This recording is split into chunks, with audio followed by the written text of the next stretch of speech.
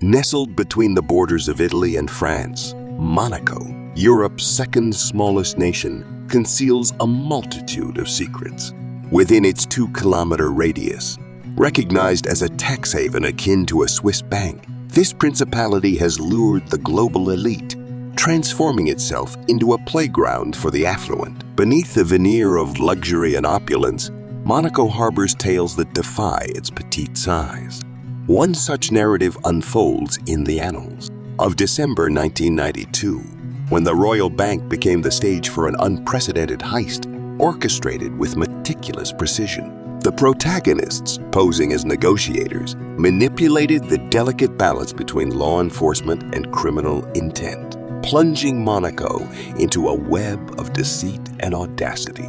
This is the saga of Monaco's enigmatic negotiator, a man named Johnson, whose reputation for handling complex situations veiled a sinister agenda. As the tale unfolds, it reveals not just a bank heist, but a grand charade, a masquerade of negotiations and hidden tunnels, ultimately exposing Johnson as the mastermind orchestrating this audacious plot. In this intricate dance of deception, the boundaries between law and crime blur, and the very essence of Monaco's allure as a secure haven for the affluent comes under scrutiny. As we delve into the layers of this story, the motives, the maneuvers, and the aftermath, we uncover a narrative that challenges perceptions and underscores the lengths to which individuals will go to exploit the world's financial sanctuaries. Join us on this journey through Monaco's illustrious charade as we unveil the untold details of the Royal Bank heist and the negotiator who played the world for a fool. It was December 11, 1992, a seemingly ordinary day that would soon be etched into the history of Monaco as the bank opened its doors. To a routine day, unaware employees, numbering between 70 and 90, filed in to commence their duties. However, this ordinary morning was destined to unravel into an extraordinary saga of criminal audacity. Without warning, the doors of the Royal Bank abruptly shut, sealing the fate of those within. An ominous announcement echoed through the air, signaling to the outside world that the bank had fallen prey to audacious robbers.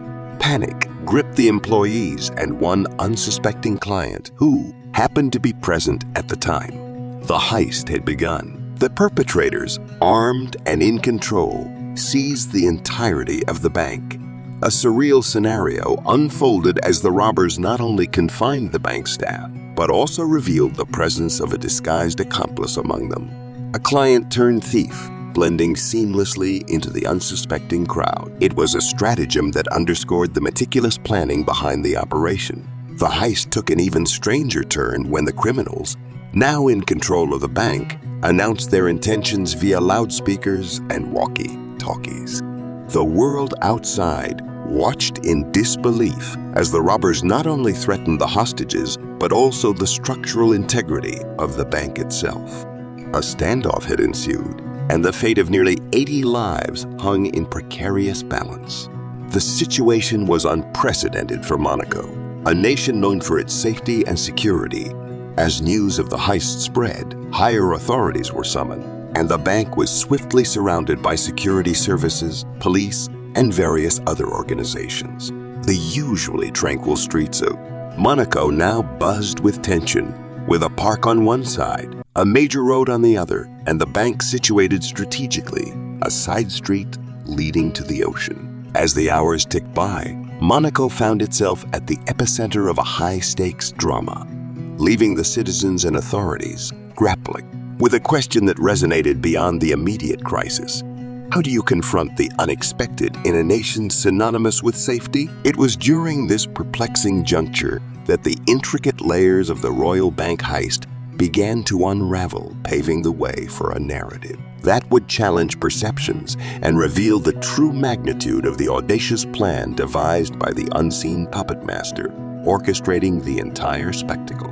In the midst of the Royal Bank's unfolding crisis, as tension gripped Monaco, an unexpected figure emerged as the linchpin of the unfolding drama. Johnson, the negotiator, with a reputation for handling intricate situations and a history of resolving kidnappings and robberies across Germany and beyond. Johnson's entrance onto the stage brought a glimmer of hope to the beleaguered authorities. As Johnson stepped into the limelight, the onlookers were unaware that his benevolent facade concealed a dark agenda. Operating under the guise of a seasoned negotiator, Johnson, with a home in Monaco and a successful shipping company, presented himself as a man of influence. What the authorities and the public failed to grasp was that Johnson's true expertise lay in orchestrating crises, not resolving them. The negotiator's entry onto the scene brought with it a peculiar revelation, a specially designed truck equipped for delicate negotiations. Johnson, explaining the intricacies of his unique mobile command center, asserted that extreme composure was essential during negotiations, and his truck provided the ideal environment for such critical conversations. Amidst the chaos, Johnson became the designated negotiator, summoned to navigate the delicate balance between law enforcement and the elusive bank robbers. Little did the authorities know that Johnson, in fact, was intricately involved in the heist, playing a dual role that added layers of complexity to an already convoluted situation. The negotiations took an unexpected turn as Johnson conveyed the demands from within the besieged bank. The robbers insisted that no one approach the bank under the threat of violence. Johnson, seemingly cooperating, engaged in dialogue, but the true nature of his intentions remained shrouded in a veil of deceit. The negotiation process unfolded like a high-stakes chess game, with Johnson as the unwitting pawn, manipulated by the unseen hands orchestrating the heist. As the authorities sought to comprehend the evolving dynamics, Johnson's role became increasingly pivotal, serving as a conduit between the criminals and the outside world. Yet, behind the negotiator's calm demeanor and apparent cooperation, Johnson harbored ulterior motives. The unfolding drama was a manifestation of his expertise in manipulating crises to suit his hidden agenda. The unsuspecting citizens of Monaco were about to witness a twist that would defy all expectations, as the enigmatic negotiator's true allegiance was about to be revealed. Within the confined walls of the Royal Bank, negotiations unfolded like a carefully choreographed dance, each move orchestrated by unseen hands that sought to exploit the vulnerabilities of the situation. Johnson, the unwitting negotiator, found himself entangled in a web of deceit as the criminals inside the bank revealed their unusual demands, sending shockwaves through the corridors of Monaco. The demands, relayed through Johnson to the anxious authorities, reflected a calculated audacity that bespoke a meticulous plan. The robbers insisted on maintaining a complete lockdown around the bank, threatening dire consequences if this condition was not met. The negotiation process, initially fraught with tension, took an unexpected turn as the criminals laid out their requirements with an air of confidence. The demands went beyond the realm of traditional heist scenarios. The criminals, not content with mere financial gain, sought to secure 100 crores in Indian rupees and 2 specific votes from bank's final section. The specificity of their demands added an intriguing layer to an already perplexing situation. It became apparent that the heist was not merely about accumulating wealth, but about orchestrating a scenario that transcended conventional criminal motives. As Johnson relayed these demands to the authorities, the dynamics of the negotiation shifted. The criminals, shrouded in an anonymity, insisted on a clandestine transaction, placing the onus on the outside world to comply with their terms. The dance of deception continued, and Johnson found himself at the center of a high-stakes game, torn between his apparent role as a negotiator and his hidden allegiance to the criminals. The negotiation process extended into the night, with Johnson acting as the intermediary between the criminals and the police. The airwaves buzzed with tension as the demands evolved, revealing a criminal mind that had meticulously planned each step. It was a psychological chess match, with Johnson inadvertently serving as a pawn in a game he never intended to play. Yet, amidst the negotiation theatrics, an unusual twist emerged. The criminals, perhaps emboldened by the chaos they had sown, introduced a peculiar condition. The transaction had to occur at 9 o'clock at night. This seemingly arbitrary stipulation raised questions about the true nature of the heist, prompting authorities to contemplate the motives behind the carefully orchestrated demands. As the night descended upon Monaco, the Royal Bank heist took an unexpected turn, plunging the citizens into a state of bewilderment and disbelief. The negotiation dance orchestrated by the enigmatic negotiator Johnson reached a crescendo when the criminals revealed a shocking revelation. The bank, supposedly brimming with wealth, was nothing but a mirage. In a moment that shattered preconceived notions, the authorities and the public discovered that the bank, which had been the epicenter of a high-stakes hostage situation, was eerily empty. The once confined space, echoing with the tension of negotiations, now stood devoid of any perpetrators or hostages. It was a revelation that left the onlookers in a state of perplexity, questioning the very foundation of the orchestrated drama. The realization dawned that the cries, the negotiations, and the carefully crafted illusion of a heist were nothing more than a facade. Johnson, unwittingly serving as the negotiator, found himself at the center of a grand charade, manipulated by unseen hand, orchestrating an elaborate illusion. The very essence of the heist was called into question as authorities grappled with the inexplicable emptiness that now defined the Royal Bank. As the authorities ventured into the vacated bank searching for clues and answers, they encountered an eerie stillness that contrasted sharply with the chaos that had unfolded hours earlier. The once crowded hallways, filled with the echoes of negotiations, now echoed with silence. It was a surreal scene, leaving the investigators to piece together the fragments of a puzzle that defied conventional understanding. The bank's basement, initially believed to house the coveted loot, yielded yet another revelation. As the investigators descended into the depths, they discovered a vast emptiness where lockers once stood. The once secure vaults were now vacant, confirming that the entire episode was not a conventional heist, but an intricately woven tapestry of deception. The authorities, now grappling with the perplexing turn of events, attempted to make sense of the heist that wasn't. It became evident that the negotiation process, the demands, and the orchestrated chaos were all part of a grand illusion, masterfully staged by Johnson and his cohorts. The citizens of Monaco were left to contemplate the true motives behind the elaborate performance that had unfolded within the hallowed walls of the Royal Bank. As the news of the empty bank spread, Monaco found itself at the crossroads of incredulity and fascination. The heist that never was had not only defied expectations, but it also exposed the vulnerability of perceptions, leaving an indelible mark on the nation's psyche. The story of the Royal Bank heist had taken a turn that no one could have anticipated, setting the stage for an unraveling narrative that would redefine the boundaries of criminal audacity. The authorities, grappling with the confounding emptiness of the bank, began connecting the dots that led to an unsettling revelation. Johnson, the negotiator summoned to navigate the crisis, had orchestrated the entire charade, manipulating both law enforcement and the unsuspecting public.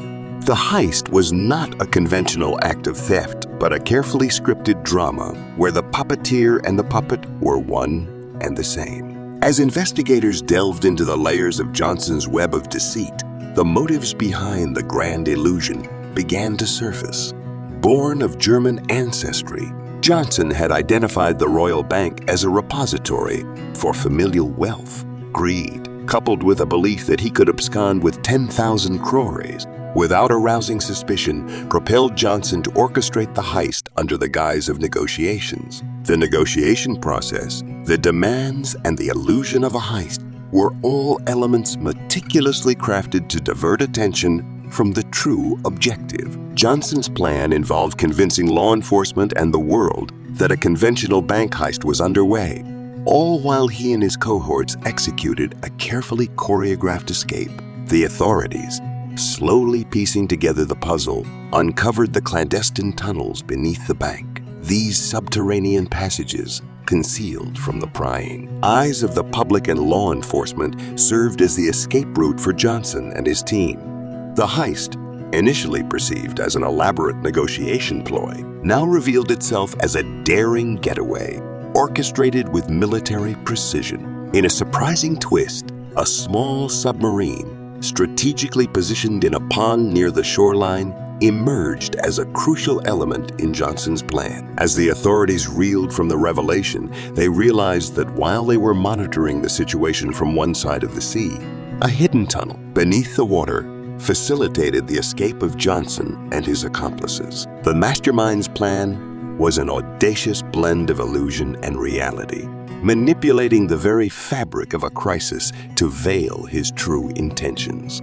The Royal Bank, a symbol of financial security, had become the stage for Johnson's grand performance, leaving the nation in shock and the authorities grappling with the audacity of the orchestrated escape. As the truth of Johnson's grand illusion began to surface, Monaco found itself in the wake of an audacious escape that transcended conventional heist narratives. The revelation of a hidden submarine, strategically positioned in a pond near the shoreline, exposed a layer of criminal ingenuity that left authorities and citizens alike in a state of disbelief. The clandestine use of a submarine added an extraordinary dimension to the Royal Bank heist, revealing that Johnson and his accomplices had not only crafted an illusion of chaos, but had also engineered a getaway route that defied traditional expectations. While the authorities monitored the situation from one side of the sea, the criminal mastermind had orchestrated an escape beneath the water's surface. The hidden submarine, discovered near the bank's vicinity, became the key to unlocking the mystery of Johnson's vanishing act. The intricate network of tunnels beneath the bank led directly to the pond, providing a covert passage for Johnson and his team to access the waiting submarine. As authorities scrambled to comprehend the scope of the escape plan, the realization dawned that the heist was not confined to the boundaries of the bank, but extended into the depths of the sea. The Royal Bank heist, initially perceived as a dramatic negotiation ploy, now stood as a testament to the depths of criminal ingenuity.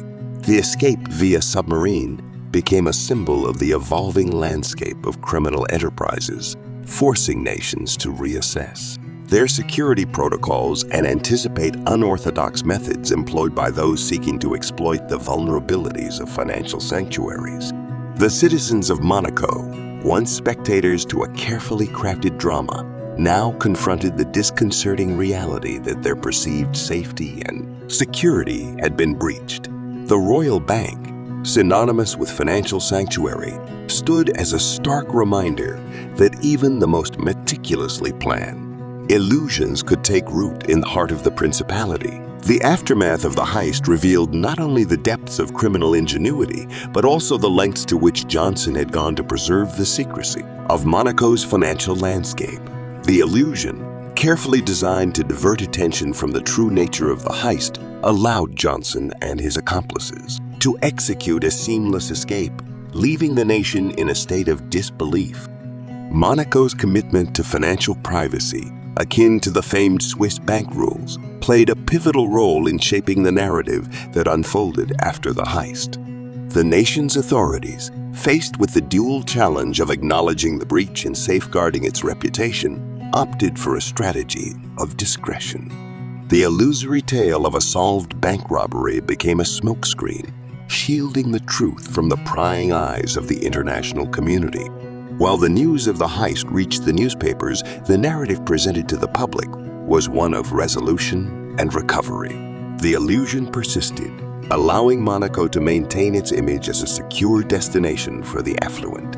Those who had entrusted their black money to the Royal Bank were discreetly informed of the situation, possibly rewarded for their silence, and urged to uphold the code of secrecy. The Swiss bank rules, adopted metaphorically by Monaco, dictated that the affairs within its financial institutions remained shrouded in confidentiality. The heist, despite being exposed as a ruse, exemplified the lengths to which nations with vested interests in financial privacy would go to protect their secrets. The delicate balance between acknowledging the breach and preserving Monaco's reputation was maintained, and the true details of the heist were relegated to the shadows.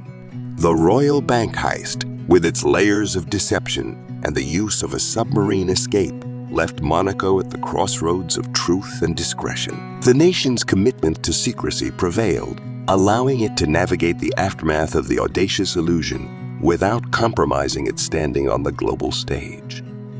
The heist became a cautionary tale, underscoring the complexities inherent in preserving financial privacy while confronting the unforeseen twists of criminal audacity.